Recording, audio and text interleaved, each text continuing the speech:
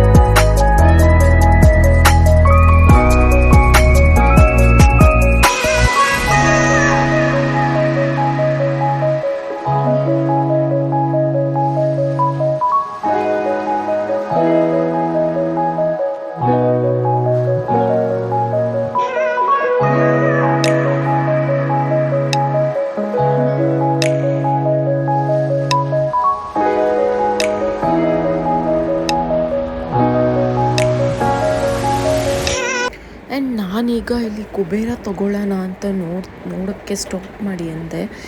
But ಆದರೆ ನಮ್ಮ ಅಕ್ಕ ಹೇಳ್ತಿದ್ರು ಕುಬೇರ ನಾವೇ ತೊಗೋಬಾರ್ದು, ಯಾರಾದರೂ ಗಿಫ್ಟ್ ಮಾಡಬೇಕು ಅಂತ. ಸೊ ಅದಕ್ಕೆ ಏನು ತೊಗೊಂಡ್ಲಿಲ್ಲ. ಮನೆಗೆ ಬಂದು ನಾವು ರೆಸ್ಟ್ ಮಾಡಿ ಐಸ್ ಕ್ರೀಮ್ಸ್ ತೊಗೊಬರೋಣ ಅಂತ ಮಾಟಿಗೆ ಬಂದ್ವಿ. ಇಲ್ಲಿ ನನ್ನ ಮಗಳಿಗೆ ಕ್ಯಾಟ್ ಅಂದರೆ ತುಂಬ ಇಷ್ಟ. ಸೊ ಅವಳು ಕ್ಯಾಟ್ ಜೊತೆ ಆಟ ಆಡ್ತಿದ್ದಾಳೆ, ನೋಡ್ತಿದ್ದಾಳೆ, ನನಗೆ ಹೇಳ್ತಿದ್ದಾಳೆ ಅವಳು ಕ್ಯಾಟ್ ತೊಗೊಂಡು ಹೋಗೋಣ, ಮನೆಗೆ ತೊಗೊಂಡು ಹೋಗೋಣ ಅಂತ.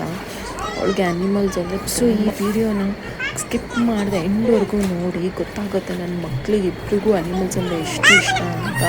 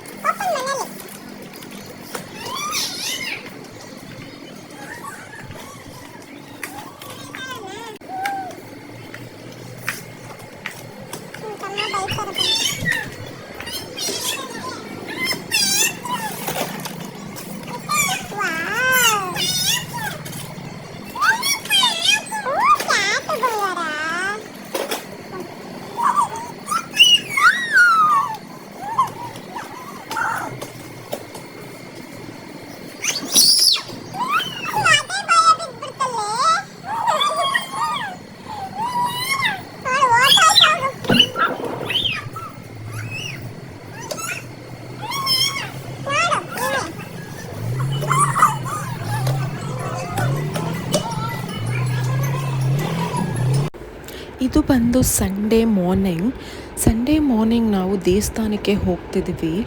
ಹೆಸರುಘಟ್ಟದಲ್ಲಿ ಒಂದು ಫೇಮಸ್ ದುಗ್ಲಮ್ಮ ದೇವಸ್ಥಾನ ಇದೆ, ಕೆರೆ ಕಟ್ಟೆ ಹತ್ರ. ಸೊ ಅಲ್ಲಿಗೆ ಹೋಗ್ತಾ ಇದ್ವಿ, ಕೋಳಿ ಕಟ್ ಮಾಡಿ ಪೂಜೆ ಮಾಡಿಸ್ಕೊಬರೋಣ ಅಂತ. ಹಾಗೆ ನಾವು ನನ್ನ ಹಸ್ಬೆಂಡ್ ಫ್ರೆಂಡ್ ಫಾರ್ಮ್ ಹತ್ರ ಕೋಳಿ ತೊಗೊಂಬರೋಣ ಅಂತ ಹೋಗ್ತಿದ್ದೀವಿ. ಲಾಸ್ಟ್ ಒಂದು ವೀಡಿಯೋದಲ್ಲಿ ನಿಮಗೆ ತೋರಿಸಿದೆ ನಾನು ಈ ಪ್ಲೇಸ್ನ, ಬಟ್ ಒಳಗೆಲ್ಲ ನಾನು ಫಾರ್ಮ್ ಹತ್ರ ಎಲ್ಲ ಒಳಗೆಲ್ಲ ಹೋಗಿರಲಿಲ್ಲ. ಬಟ್ ಆಚೆನೇ ಕಾರಲ್ಲೇ ಕೂತಿದ್ದೆ. ಇವಾಗ ಒಳಗಡೆ ಹೋಗ್ಬಿಟ್ಟು ಕೋಳಿ ಹಸು ಎಲ್ಲ ಹೇಗಿದೆ ನೋಡ್ಕೊಬರೋಣ ಅಂತ ಹೋಗ್ತಿದ್ದೀನಿ.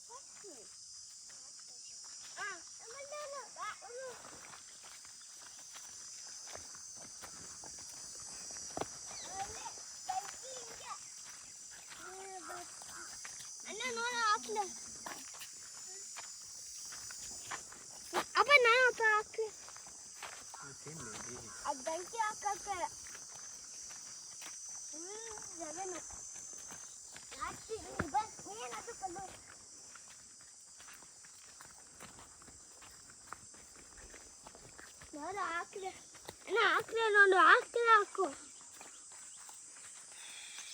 ಇಲ್ಲಿ ಲಾನ್ ಮುಟ್ಟಾರೆ ಇಲ್ಲಿ.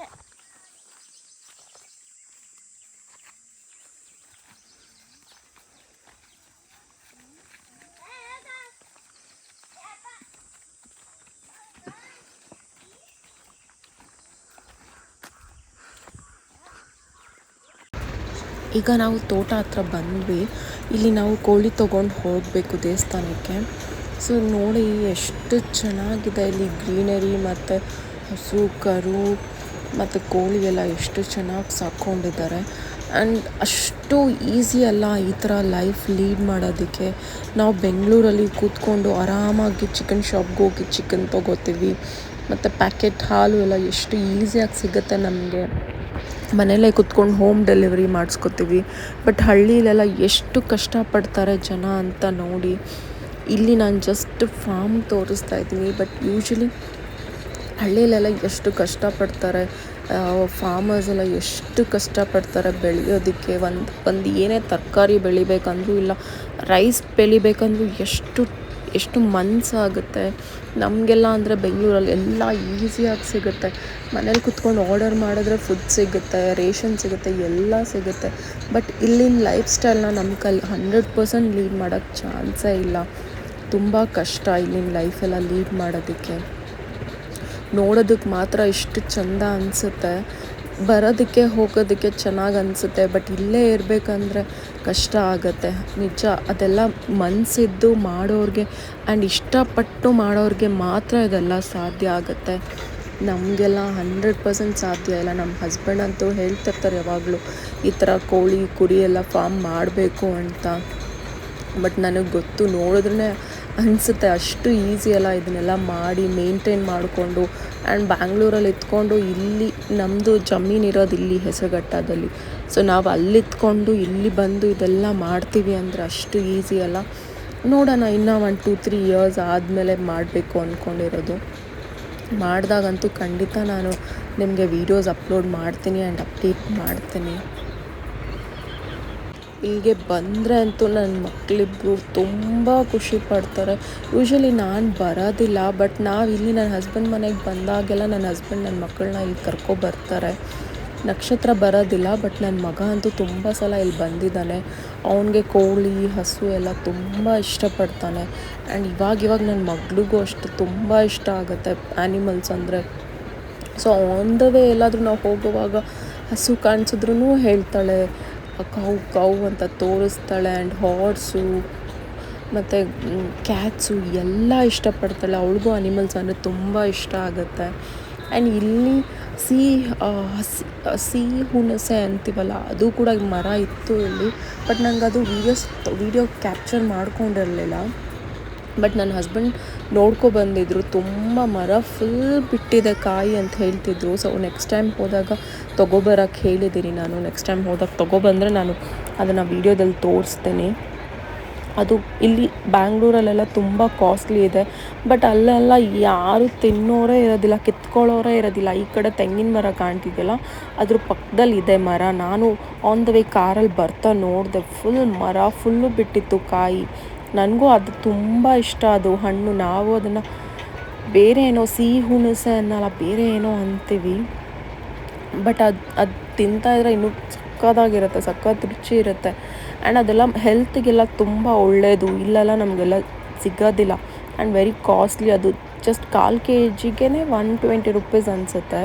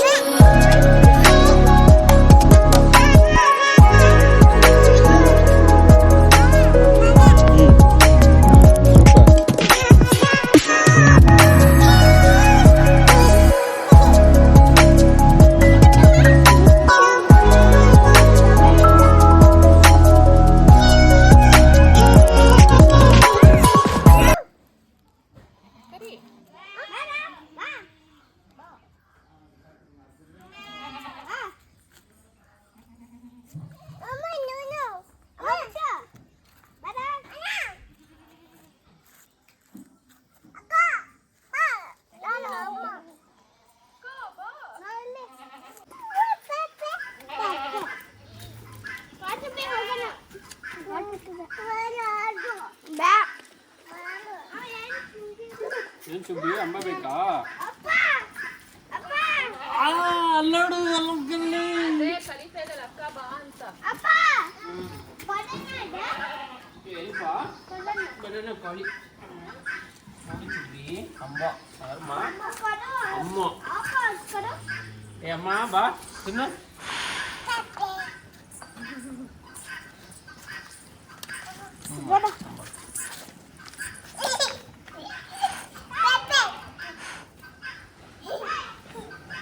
ನೈಸ್ ಅಮ್ಮ ಅಮ್ಮ ಏನು ಅದು ಅಮ್ಮ ಅಮ್ಮ ಹ್ಞೂ ಬಾ.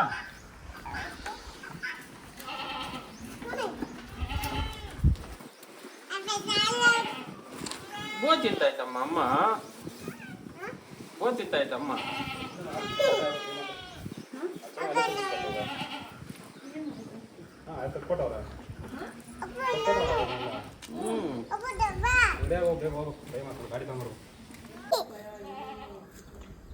ಮುಟ್ಟು ಕಲ್ವಿ ಮುಟ್ಟು ನೆಕ್ಸ್ಟ್ ಮಾಡಮ್ಮ, ಹಿಂಗೆ ಮಾಡಿ ತರ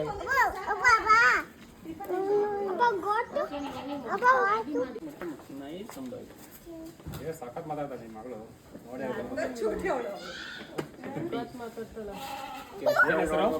ನಕ್ಷತ್ರ ನಾವು ನಕ್ಷತ್ರ ಇಲ್ಲ ಇರ್ತೀಯಾ?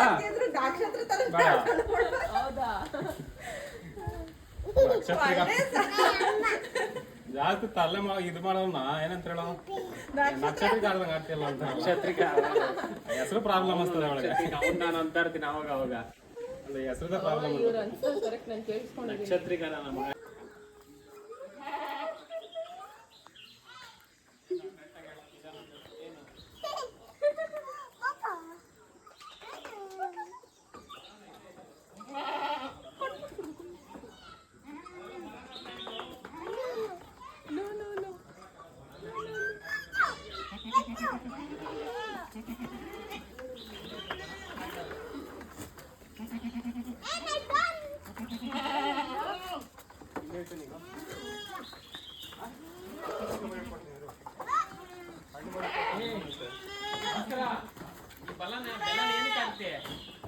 ಇದಕ್ಕೆ ಇದಕ್ಕೆ ಹಾಕೋ ಅದೇ ಹಸಿಗೆ ಇದೆ ಇದು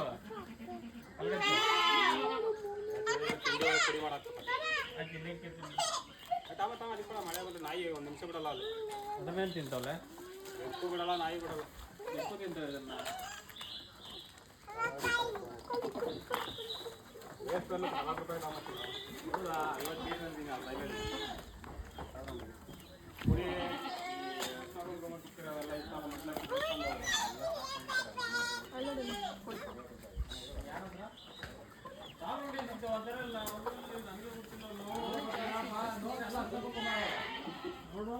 ಯಾವ ದೇವಸ್ಥಾನ ಇವರೇ ತಂದು ಕೊಡೋದಲ್ಲಿ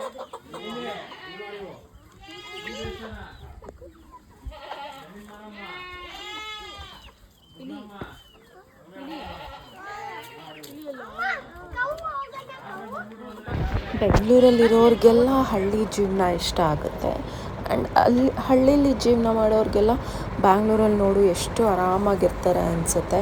ಬಟ್ ಇಲ್ಲಿನ ಪೊಲ್ಯೂಷನು ಇಲ್ಲಿನ ಎನ್ವಿರಾನ್ಮೆಂಟ್ಗಿಂತ ನಿಜವಾಗ್ಲೂ ಹಳ್ಳೀಲಿ ಜೀವನ ಮಾಡೋರೆ ತುಂಬ ಹೆಲ್ದಿಯಾಗಿರ್ತಾರೆ.